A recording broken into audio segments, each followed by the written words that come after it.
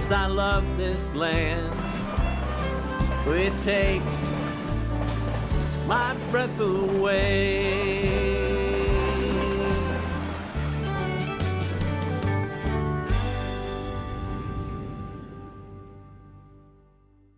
Hello, welcome back to Texas 10. I'm Melissa. And I'm Big Screen Steve. He's always, yes, he is Big Screen Steve. He's not on the big screen, but he I loves wish. the big screen. Right. But we are here today, and we are here with Mindy Raymond, and we're very excited to talk about film. Film and media in general. Mindy, welcome to the show. Thank you. I'm very happy to be here. All right. And so, Mindy, I know you wear many, you're not wearing a hat today, but you wear many hats. You're an actress, a producer, and you're involved with the Texas Media, Alliance, right? What is it? Texas Media Production Alliance. Okay. TXMPA. Right. And so you know a lot about what's happening and what's happened in the media industry, specifically in Texas, right? Yes, I have been advocating for our film incentive program since 2015. So for about the last decade, I've been immersed in our film scene here in Texas, and I'm excited to talk to you all about it today. So it seems like more and more people are coming to Texas to make films, do projects. Why is Texas a state where people want to come to do their film and production projects? Well, I think a lot of it is the reason we live here, right? Like quality of life in Texas is amazing. And I feel like compared to some of the other markets like Los Angeles, New York, even Atlanta, you don't quite get that quality of life where you can afford a house, you can send your kids to really good school, you can have a vibrant social life, you can afford to go out and do things, and there's no state income tax here in Texas. So I think a few of those reasons are attractive to a lot of our industry. And we've noticed since the pandemic, it's been pretty much an open door of people flooding into Texas, really, creating lives here, creating companies here, and understanding that the beauty of Texas being right in the middle of the United States, you can get to LA quickly, you can get to New York quickly, as opposed to being, on the coast where it takes a full day of travel. So there's just a lot of benefits here in Texas. And I think, word of mouth is our greatest asset and marketing tool for the state. And a lot of people just tell their friends what a great experience this has been in Texas. I know I'm one of them. I've had a lot of friends move here from the coast. And it's something too that's a very collaborative state for our film industry, especially. I find it a unique opportunity for people to jump in, get involved, and really feel that collaborative nature of Texas. Well, it's interesting you say that about the affordability, because when people think of films, a lot of times I think they think of the stars of film. So, if Denzel Washington is making $10 million, it doesn't, affordability isn't at the top of our list. But media production involves a lot more than the stars. So talk a little bit about the infrastructure that comes with a production, what Texas gets when a project or a company comes to Texas. Yeah, that's a great point. I mean, we've all seen the credits of movies and TV shows, right? It's like the stars are kind of the first 2%, and then it goes on forever and ever. And you see the depth of how many people can work on one project, one independent film, one commercial, even TV shows. Like it's really a vast majority of the film or TV show are kind of the folks behind the camera. That are making it happen. And we employ people, carpenters and caterers and seamstress and wardrobe, makeup. There's a slew of industries that are all involved in making media production. And so as you kind of pointed out, yeah, there are those stars that make millions and millions of dollars, but the vast majority of our industry are the below the line folks, the people behind the camera making it happen. And so for them, a lot of times they could be living kind of project to project. And having that affordability factor into where they're living is huge. I mean, I've lived in LA, I've lived in New York. I know the cost of living in those places is astronomical. And so for me, coming back to Austin was kind of a no-brainer because I was like, I can still do my livelihood, work in a career that I'm passionate about, and afford a house, so it's just, and that's a majority of us, right? We're not making millions and billions of dollars in this industry. We're making a good living, Some, like I said, are paycheck to paycheck, but for the most part, like you want to be able to live in a place where you feel you have a little breathing room between those gigs. I think that's a really interesting point, because so many of us, when we go and we watch, especially a big film, you know, you're thinking everyone in that film is just making a ton of money. I mean, it's Hollywood.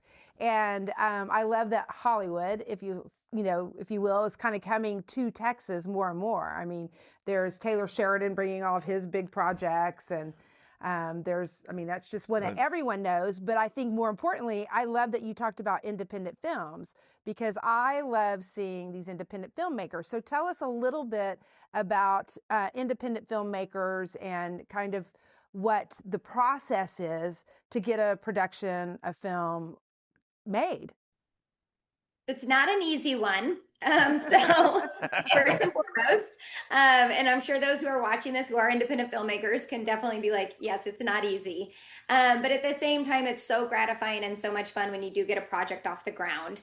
We actually filmed a Christmas movie in Waco a couple years ago and had an amazing experience. And I talk a lot about, you need the funding. Obviously, it takes money to make these independent films. So you find those investors or those studios or companies that, believe in the project, they see the return on their investment, and they say, yes, we will help make this movie for you. So that's first and foremost, you need money in the bank. And then once you find you have that, you find your community, your location, where is it going to best work? And for us in Texas, as y'all know, we have locations that literally could be anywhere in the world. Yay for that, yes. Still be in Texas. Yes. So it is, it is just a vast landscape, literally, of all the different topographies and towns, large and small. And so I think, that is a big reason why independent filmmakers want to come to Texas, is because they have so much available to them. And we've got great weather for the most part. So that helps too. But I think, again, looking back at like the affordability and the cost of doing business here in Texas really is something that independent filmmakers, I think, take advantage of. For us, again, filming in Waco was an amazing experience. The community rolled out the red carpet for us, and because of that, we were able to make a really great movie that shows amazing on the screen without, kind of breaking the bank, and making sure that we're doing right by our investors. Well, it's funny you say that about locations. I was just thinking as you said that, I thought you could make a movie and it would look like you're on Mars. You can get some really desolate areas, and then there's big cities. And so it really is the gamut. Right.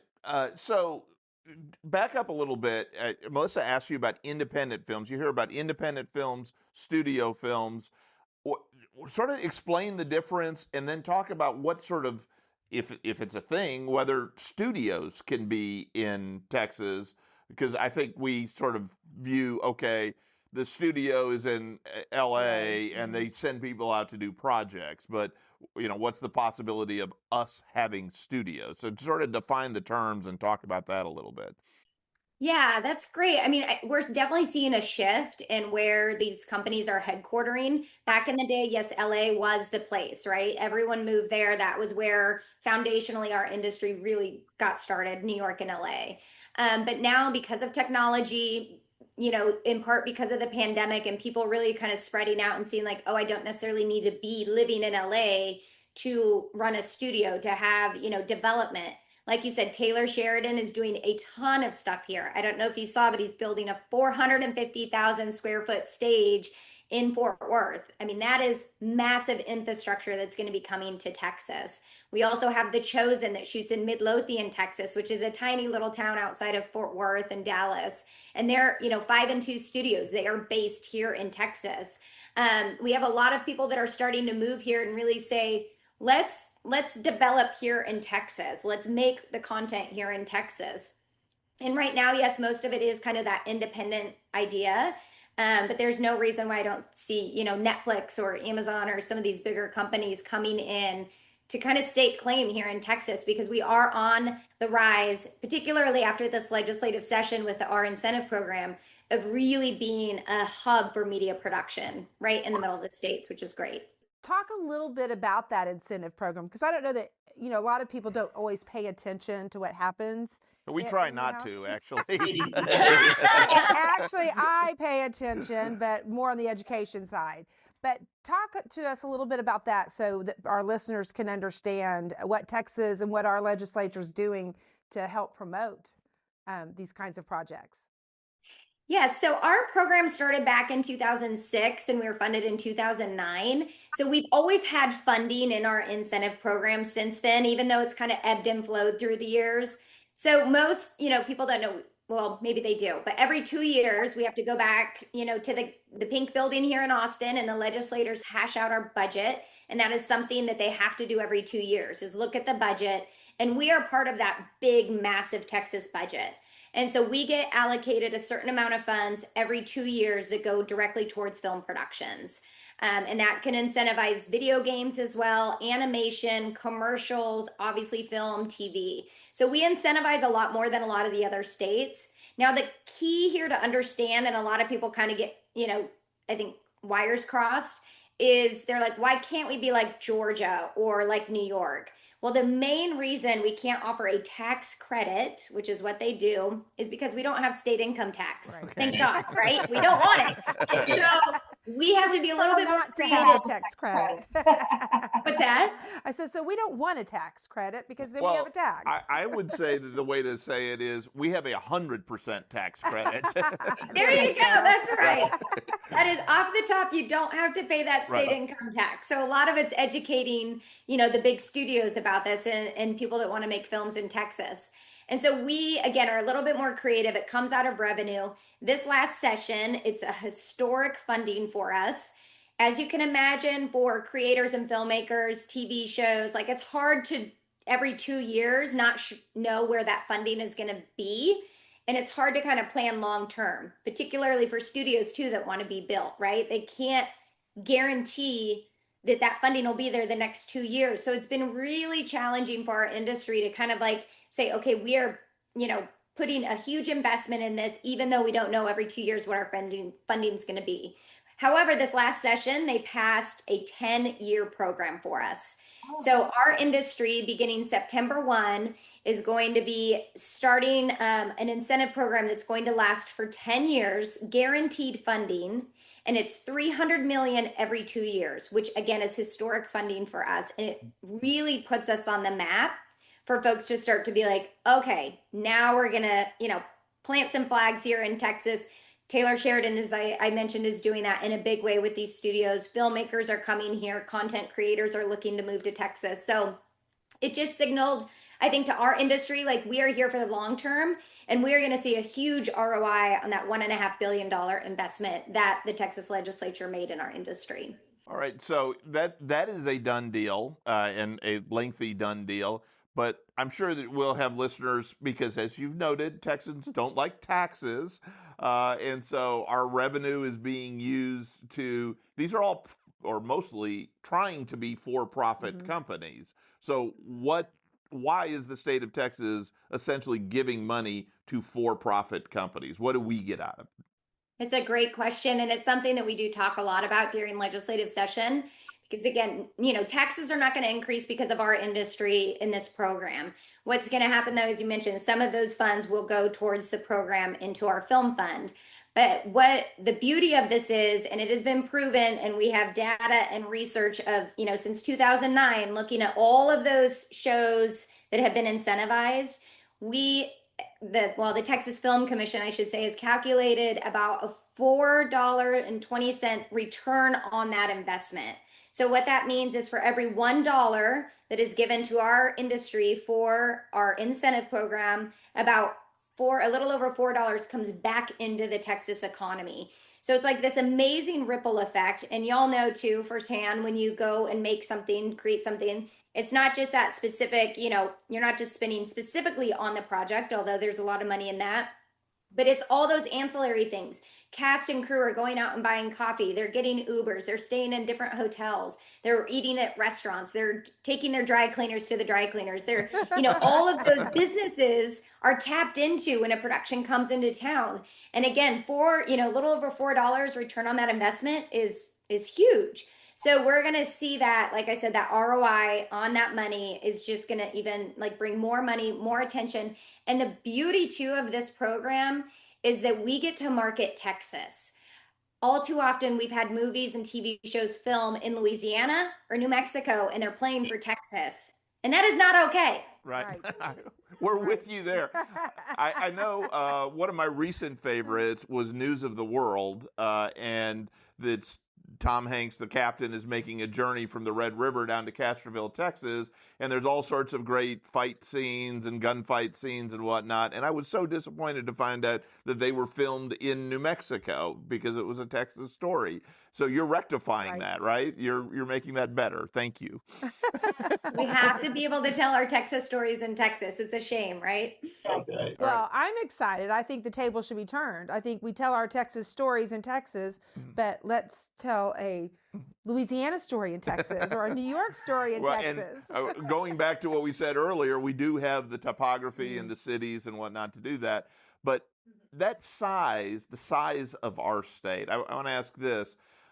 The reason Hollywood, one of the reasons Hollywood became Hollywood or Silicon Valley became Silicon Valley is because everybody that was in the industry was in pretty close proximity to each other.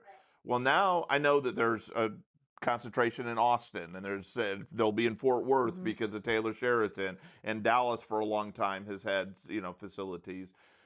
For companies that are supportive of the efforts, if you're a caterer or if you are a costume designer or that sort of thing, is it a detriment that we're so spread out that the films will be all over the state, or how did the pandemic solve that, or talk about that a little bit? Yeah, that's an interesting point. So far we have not seen that be an issue. I think a lot of times, historically our crew base has gone where the work is. A lot of them have been headquartered in LA, but they travel the world depending on where their project is located. So, I think kind of our DNA of the industry is like we will go where the work is, and it's not a huge lift for us to do that like it may be in some other industries. But again, the beauty of, I think, where we're at in Texas is, there's going to be, a lot of production happening, in the Austin, Dallas, Fort Worth, Houston, San Antonio kind of corridor, like in all those places in between, Waco included. And so it's not going to be, you're not having to jump on a plane to go somewhere or leave the country. You can stay right in your home state and, get home on the weekends like we've done, with some of my projects that I've done in Texas. So, I think for us in Texas, we're kind of used to traveling far and wide. That's why we have this show. So that is excellent. That's right. You go all over the state. There's no shortage of locations. So, I don't see that being like a detriment. It's going to be, kind of what it is. Like people are used to traveling, but they get to stay within the confines of Texas, which is great. Well, one of the things on our travels is we love finding the old movie theaters.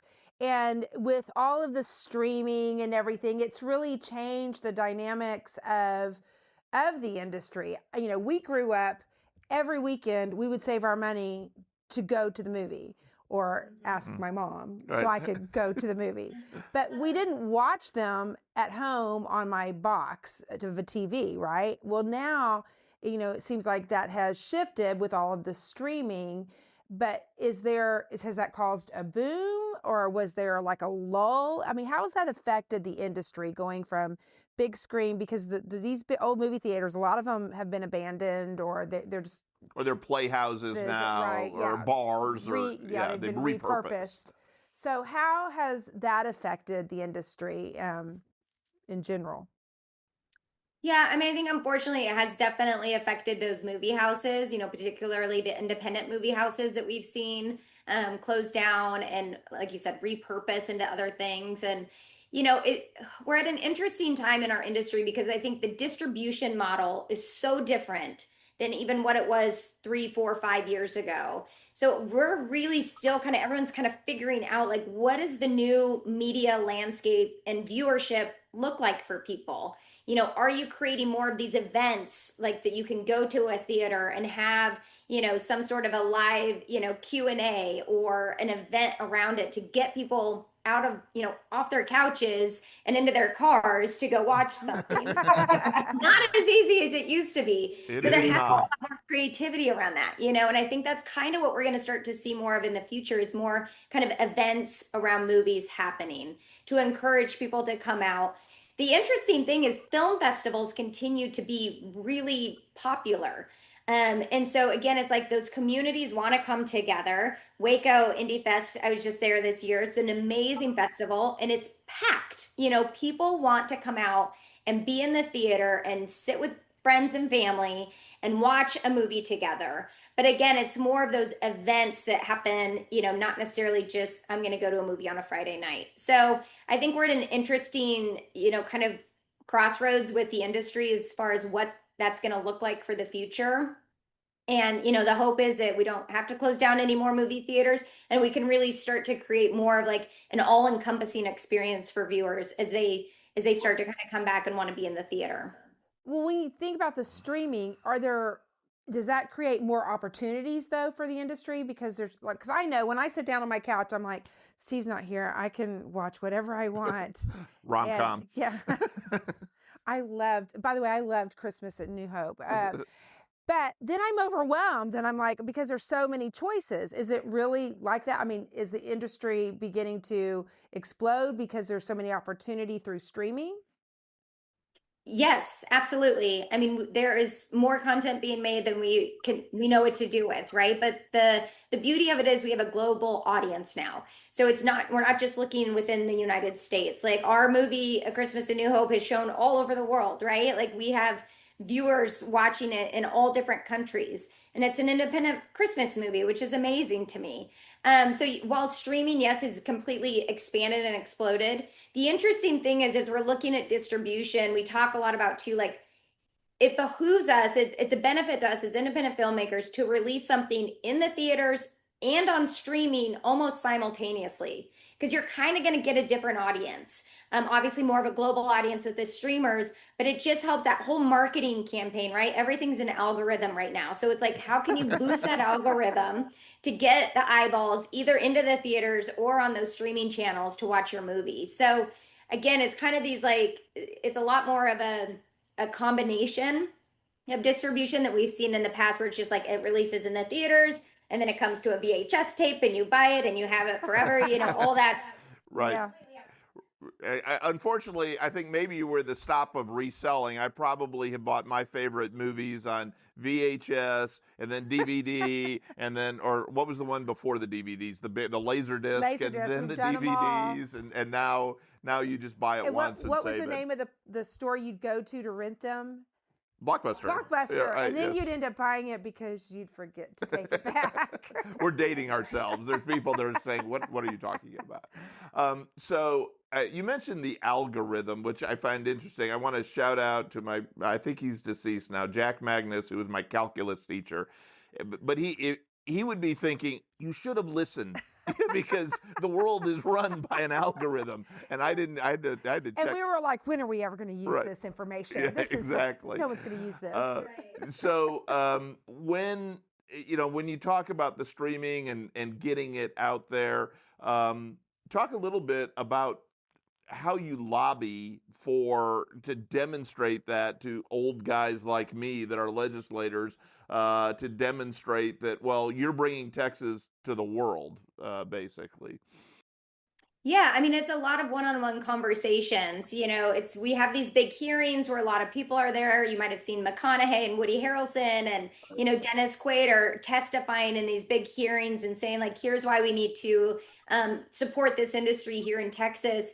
But again, majority of that work and kind of the lobbying effort that happens is literally behind closed doors with teams and lobbyists and, people of the industry that are the crew folks and saying, I live in your district and this really affects me and my livelihood and for my family to be able to stay in Bastrop, Texas, or to live in, McAllen, wherever they are.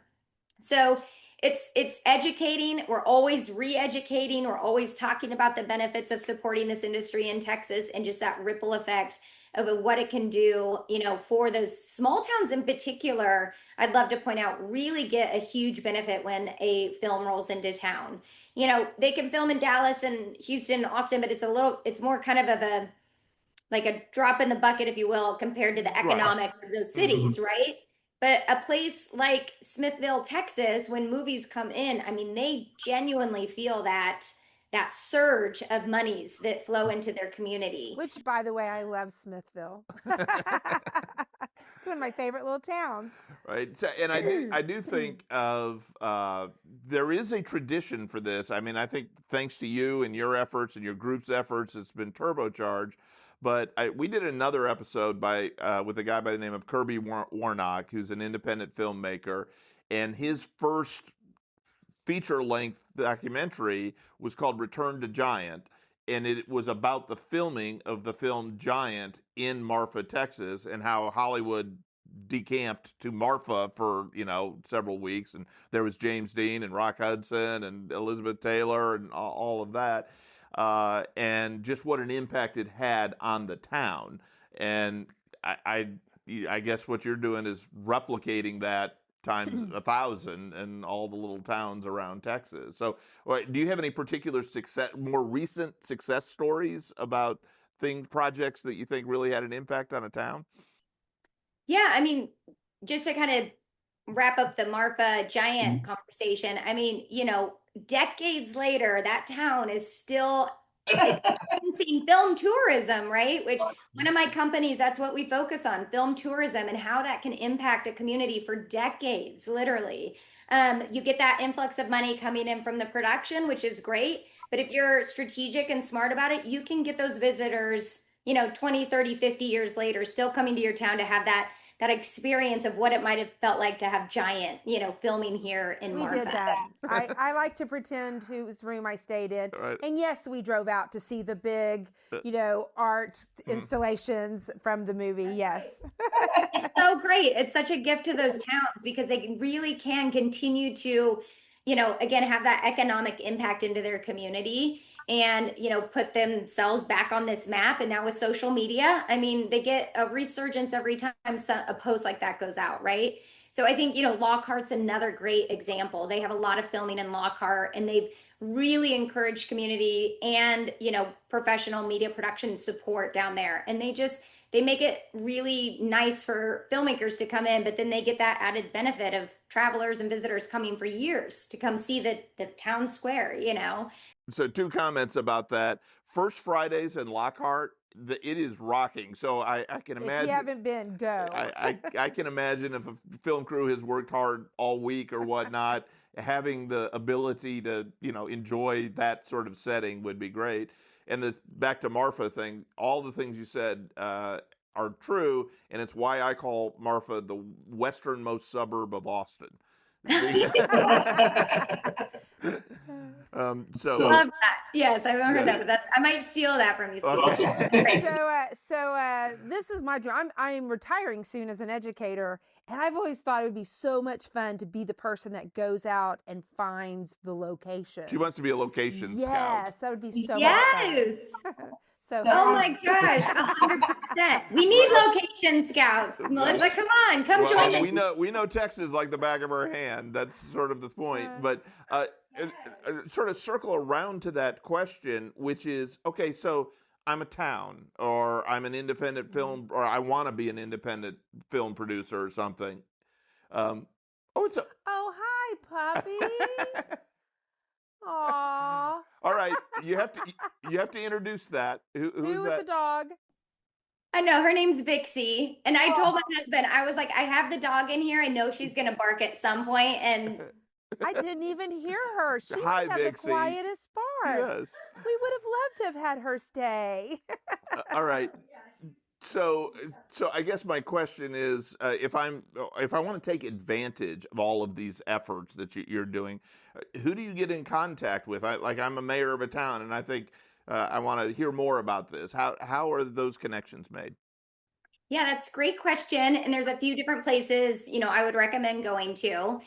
First and foremost, the Texas Film Commission. So they oversee the state of Texas. They're the ones who appropriate the film incentive program. And they have a great program called Film Friendly Communities, where just over 200 communities have been certified as film friendly. So that means they've gone through the certification, the workshop to understand what does it mean to have production come to my town? Because there's a lot of, we're a unique Right. industry. Mhm. And so they have to kind of understand like the logistics of all of that. So I'd recommend, first and foremost that. And then we also have regional film commissioners. So kind of depending on where you are in the state, Fort Worth, Dallas, Houston, Austin, El Paso, Corpus Christi. I mean, we've got film commissioners all over the state that can help, you in your efforts, whether you're a filmmaker or if you're a city and want to get more involved. So that would be kind of that next level. And then, just the local production folks, I think on a quick Google search, depending on where you are in Texas, you can find folks in your community that are part of the industry. And so tapping into those more the local film industry that you have in your town is huge as well. Google is always your friend. Google is always your friend. Okay, so I'm just curious if you could film anywhere in Texas, where would you want to film a movie if you were going to produce a film? It's hard, as you know, because we have so many locations, and I've been fortunate to shoot in a lot of locations in Texas and have had amazing experiences. But one place that I haven't really tapped into yet is East Texas, like the Lost Pines area and just like the big, trees that come with that. So I'm like, there could be some fun horror film genre movie that could be filmed out there, like deep in the woods of East The Big Texas. Thicket. There you go. There you go, Bigfoot. But I did love Bernie when they were in Carthage, Texas, and they actually used the people from that. And the first time I watched that movie, I laughed so hard because it was kind of my family.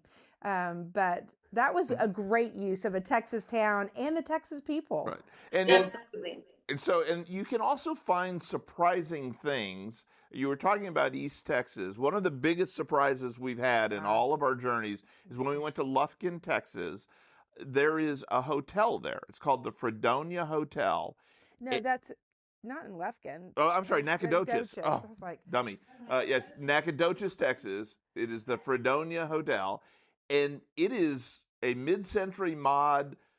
You could put the Rat Pack in there today, and it would look like a Vegas sort of thing. And it's like, who would have? right. I don't. mean, you just sit by the pool with your Right. martini, and you're just waiting for It's Dean been Martin to walk updated, out. so It's gorgeous. It's gorgeous. So just a shout out to the Fredonia. I'm so sorry, Lufkin and Nacogdoches, for screwing that up. But yeah, and so there's that. Okay. And now you personally said you'd like to shoot there. Do you feel like there are parts of our state that are underutilized? Like, okay, there's not enough done there and there should be more. Yes, absolutely. And I'm going to, put that hotel back in my brain so I can, go take a look It's so and see good. what we can film there. Right. For that suggestion. I think El Paso is a really underutilized town and area. And the issue has been in the past that it is so close to New Mexico that, production just sort of justify, why don't we just shoot in New Mexico? Because they have more money and a better program, right, for their incentives. So it's been really hard for El Paso to keep those productions, in El Paso. But I think now with the passage of this new incentive program, Drew Mayer Oaks is a film commissioner there, and he is very eager to get more productions in El Paso and to train up people in El Paso in the industry. So I'm like, let's, circle back next year and we'll see what productions they have going on, because I think they're going to be doing a lot. I'm glad you said that, because when people ask me what's my favorite city, I grew up in San Antonio and I love it. But El Paso is probably my favorite bigger city. And, when you drive up that scenic drive, you look over and it's like looking at what I imagine. I haven't been to LA, but all the lights going across the border. There's our favorite football stadium there. You could film a great football Old time scene there. football scene, yes. It's just there, and there's like these gorgeous churches down the market. So yes, hire me. I'll come search locations for you there. I love it there. Yes, I love it. And so another shout out is on that Friday night when the film crew is done in El Paso. The best Mexican food in the world is at LJ's Cafe, and so that's another reason to film in El Paso. Yeah, I love how you're just a Rolodex of locations here. Like, you got it, like right here at the top. It's amazing. So, okay, so back to your your sort of involvement? Just we're doing this backwards, but tell us a little bit about how you became a Texan and how you got so involved in all of this. Hmm. Yeah, I was fortunate to go to University of Texas here in Austin. Okay, we'll forgive you. I'm so sorry. Sick 'em, but that's okay. Hook 'em, hook 'em. And it was an amazing experience. I got involved heavily in the South by Southwest Festival and an Austin Film Festival and just really loved being here. But this was like early 2000s and there wasn't quite the film scene, hadn't quite caught on down here in Austin. So as I'm driving out of Austin, I tell this story. I'm like, the rear view mirror, Austin's getting smaller and smaller in the background. And I'm like, I will be back, Austin. I will be back. Tears are streaming down my face. It was very dramatic. So I ended up going to New York, went to acting school there, producing in New York, and then LA, and then Seattle. And I was kind of like a pinball bouncing around the US in this industry. And my now husband and I were getting together and dating, and he was in small town South Dakota, and I was living in Manhattan, New York. Well, that's this is a Hallmark movie right here. I know, complete opposite. And so we found that Austin was like this perfect middle ground for both of us. So when we came back here, I pretty quickly got involved in advocacy work that TXMPA was doing, and then was hired as their first executive director. And from there, my career went in a little bit of a different trajectory that I had originally planned, but it's been amazing. So I just have been so grateful. All right, so talk a little bit about TX or the organization, the handles, and how people can follow you, and sort of what the what effort, if somebody wants to. It looks at this and says, I want to tell my state representative, thanks for doing this and do more of that. So what are your social media handles and sort of what's the organization structure about? So I have since stepped down from TXMPA. I'm still a big supporter and we do a lot of work with them. I have 2 other companies that I run now, which is super fun. But for TXMPA, it's just at TXMPA on all the socials. TXMPA.org is where you can get involved there and become a member. And they just do amazing work all across the state. So I highly recommend checking them out. And just getting involved is, whether you're in the industry specifically or adjacent or you're a film lover, there's so much that needs to be done and can be done no matter where you live in this state. So it's just, I feel very fortunate to be a part of this industry, and we're excited to see what happens these next few years. Well, and I do think that I don't want to overstate this because the content of the movies and the TV shows could backfire on me, but we live in such a divided time in terms of our politics, and it does seem like your effort is one that basically everybody can get behind. It's not as, right? So that must be gratifying. It is. It's a very bipartisan. We have support literally on both sides of the aisle. Governor Dan Patrick was a big vocal supporter this last session. And so we do feel fortunate that like our industry is one that is not, divisive as far as like just the numbers and the dollars and cents of it all. Like it really is a program that brings money into Texas. It allows us to market to a global audience for the state. So kind of checks these unique boxes that it does create a bipartisan support. And Dan Patrick will be glad that you promoted him, Lieutenant Governor, not Governor. Governor Abbott's probably going, what? I just need to correct that. I didn't want anybody to get upset with us. All right. So we're about to wrap up, but a couple of quick questions. What's your favorite movie that was filmed in Texas? Filmed in Texas, not about Texas, but was actually filmed in Texas. Actually, I'm going to go with a TV show, if that's okay. I'm a lover of TV, but Friday Night Lights to this day continues to be one of my favorites. I think it was so brilliant how they, from beginning to end, it was so unique in the way that they filmed. And, I'm fortunate now one of my business partners was a camera woman for the run of the show on Friday Night Lights. So I get some fun, behind the scenes. All those fun stories. Adrienne Palicki, who was in our Christmas movie, A Christmas in New Hope, she was obviously in Friday Night Lights. So it's fun now, kind of years later after I've had this love affair with Friday Night Lights that I get to be involved with the folks that helped make it. And so I just think it's a perfect TV show. Right. And it was, and it definitely told a Texas story. Yes. obviously the phrase originated here. There was the book, the movie, and now the TV show. But I thought out of the three, I loved all three of them: the book, the movie, and the TV show. But I thought the TV show was the best. It was great. Yeah. What about? I'm sorry. Go I ahead. was going to ask you, what theater would you like to go to? Yeah, so this was fun to think about because I've been in countless movie theaters in Texas, but the one that really like stood out to me and that I loved going to, and it's this great theater that was built in 1947. I had to look it up. I was like, when was this built? And it's in Dallas, and it's called the Inwood Theater. Oh, Yes. Uh-huh. We've been to many films there. Yes. I one specific story that I think will forever like ingrain Inwood into my just love affair of this movie theater was the Blair Witch Project. I went and saw it by myself. I didn't know that it wasn't real, and the theater itself had all the newspaper articles, and you could read all about it. It was behind the glass, and you were like, oh my gosh, this is fascinating that like this documentary is coming out now. And they did such a good job of creating that like hype and vibe of the Blair Witch marketing strategy, which was brilliant. And so I got to see it there in Inwood. So I'm so happy it's still there and showing movies, and it's just I hope it stays around for a long time. Yeah, it has a big following, and it has it is an event. Circling back to what you said earlier, they do events, and there's a bar there, and so I think it's got a great shot. It's also in a very demographically appropriate place.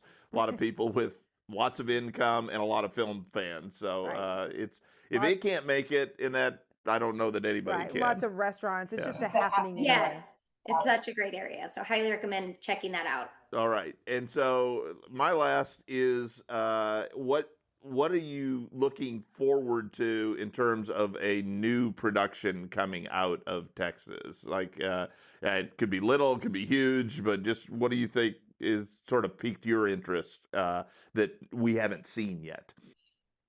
Oh goodness. I mean, personally, I have projects that I'm creating, well, let's hear it. Yes, that's. So we have another Christmas movie that we're going to be doing called Casting Christmas. So that's going to be, we're filming it this December and are really excited about it. I think the storyline is so fun and something that we haven't quite seen yet. So, stay tuned for Christmas 2020 for that to come out. But so that'll be filmed basically a year in advance, right, of the release? Correct. Yeah.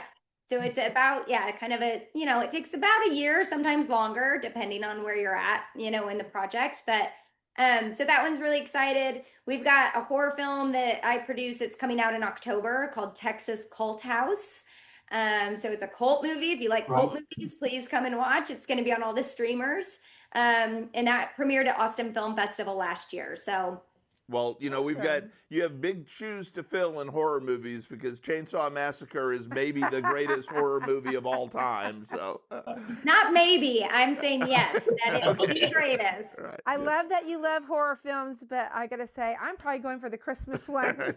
We may split apart that night. So. I know, I'm like, we're into horror and holiday. I think I'll do better. Maybe I need to come watch a horror one filmed, and I'll be better. And I'm like, it's not real. I'm just a real scaredy cat. Horror and holiday, I like that. I think there's something that we can work out in terms of marketing. Horror and holiday, you need to trademark that. That's excellent. Well, this has been such fun, and we're excited to keep our eye out on projects that you are involved in, and we're really excited for Texas. And so we just encourage our watchers, we always encourage them to get out on the road, and now you have an incentive. As you're driving, think, oh, that'd be a great film, and reach out to your favorite producer and let them know you've got a place for a movie in Texas. And some of these places too, just as you are, you're traveling and going around Texas, a lot of the film commissions on their website have film trails. So you can go and see these locations. They have them listed there, and you can follow Bernie, as a great example. You can see like all the locations and go visit those places. So highly recommend as you're traveling, look up and see, find some of those film trails. We did go find the funeral home. The funeral home in Carthage, it is and I hate to phrase it this way, but it is a beautiful funeral home. It's like, wow, that's a really impressive. If you got to go to someplace for your last stop, it was a good one. I'm going to say Bernie did a good job of, keeping the funeral home up. And on the other side of that, we stopped in the Panhandle, and I'm not going to be able to even remember what county it was because it was so desolate.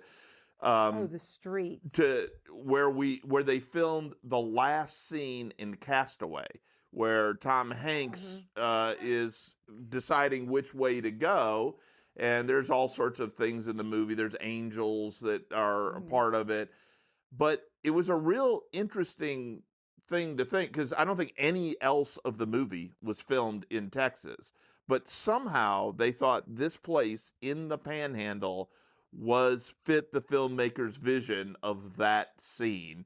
And so you fly the biggest movie star in the world to the middle of the Panhandle. And it's just like, movies are magic, and that sort of stuff can happen. And it took us a while to find, but it was worth it. It was a find. It was cool. Yeah. Yes. Oh, absolutely. Because it's that like grand, landscape of just goes on forever, right? So yeah, that's exactly. And it's fun when you have, again, as a filmmaker, and you see that location, you're like, this is it. Like, yes, this is it. So that's neat that you got to see that in person. Well, I end up saying this in a lot of them. We could do a series with you, Mindy, about all the things.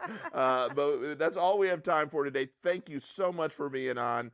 And go to the website, and for people that are interested, go to the Film Commission website. That's a great website. Go to texas10.com. We have some of that information there. Subscribe, do all the social media things, and tell your friends about Texas Films, and Texas 10. So go to the movies, and especially Texas movies, and get on the road and find those locations. I'm going to.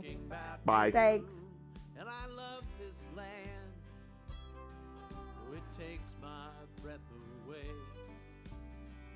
From the Palo Duro to the Gulf Coast plain. From the heart of the hill country to the piney wood shade. I love this land. It takes my breath away.